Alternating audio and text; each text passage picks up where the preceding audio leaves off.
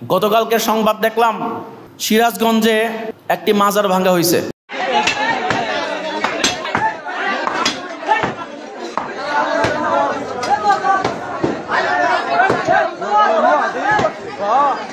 এই মাজার ভাঙ্গাকে কেন্দ্র করে মাজারপন্থীদের মাঝে উত্তেজনা, মাজারপন্থীরা হাহাকার করছে আর আন্দোলনে ডাক দিচ্ছে।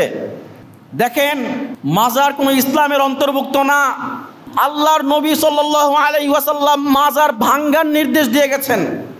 মুসলিম শরীফের 969 নম্বর হাদিসে আবু হাইয়ান থেকে বর্ণিত, তিনি বলেন যে আলী রাদিয়াল্লাহু আনহু আমাকে একদিন বললেন, আলা আবআতুকা আলা মা বাআসানি আলাইহি রাসূলুল্লাহ সাল্লাল্লাহু আলাইহি ওয়াসাল্লাম, এ আবু হাইয়াজ, আমি কি তোমাকে এমন কাজে পাঠাবো না যে কাজে আল্লাহর নবী আমাকে পাঠিয়েছিলেন?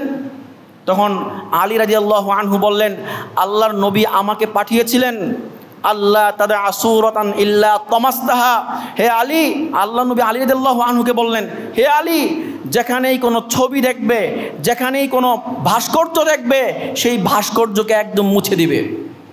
2 নম্বর নির্দেশনা, ও আল্লাহ কবরন মুশরিফান ইল্লা সাওয়াইতাহু, যেখানেই কোনো উঁচু কবর দেখবে সেই কবরটাকে একদম মিশিয়ে দিবে, সমান করে দিবে।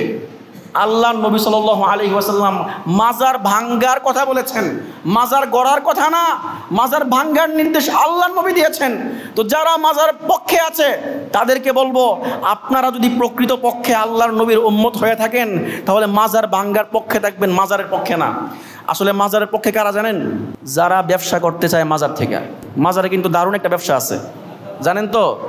পুঁজি ছাড়া দারুণ ব্যবসা। পুঁজি লাগবে না, কিছু লাগবে না, একটা মাজার উঠায় দেন, একটা কাপড় দিয়ে ঢাইকা দেন, মানুষ এসে সেজদা মারবে, কিছু টাকা দেওয়া যাবে। এই টাকাগুলো যায় কোথায়? যারা মাজারের খাদেম আছে এদের পকেটেই যায়। আর মাজার ভাঙ্গার কারণে এদের কলিজায় এখন লাগছে, কারণ ব্যবসা সাঙ্গে উঠবে, এজন্য কি এদের কলিজায় লাগছে। এজন্য বলি, যদি আপনারা প্রকৃত পক্ষে নবীর উম্মত হয়ে থাকেন, নবী নির্দেশ দিয়েছেন মাজার ভাঙ্গার কথা, আপনারা ভাঙবেন, আপনারা গড়বেন না, ঠিক কিনা? আল্লাহর নবী সাল্লাল্লাহু আলাইহি ওয়াসাল্লাম বলেন, মাজারে থাকা কোনো ব্যক্তির কোনো ক্ষমতা নাই, সে কিছু দিতে পারে না, বরং নিতে পারে। কি করতে পারে? নিতে পারে। আল্লাহর নবী সাল্লাল্লাহু আলাইহি ওয়াসাল্লাম বলেন, মাল মাইয়িতু ফিল কবরি ইল্লাল গরিকিল মুতাগাউইস, যে ব্যক্তি কবরে শুয়ে আছে ওই ব্যক্তি সমুদ্রে ডুবন্ত ব্যক্তির মতো, যে অন্যের কোনো উপকার করতে পারে না, বরং সে অন্যের কাছে সাহায্য চায়। অন্যের কাছে কি? সাহায্য চায়। তো যে কবরে শুয়ে আছে সে তো আল্লাহর ওলি হোক আর যাই হোক, সে আপনার কোনো উপকার করতে পারবে না, বরং আপনি সূরা ফাতিহা, সূরা ইখলাস পড়ে এর উপকার করতে পারবেন।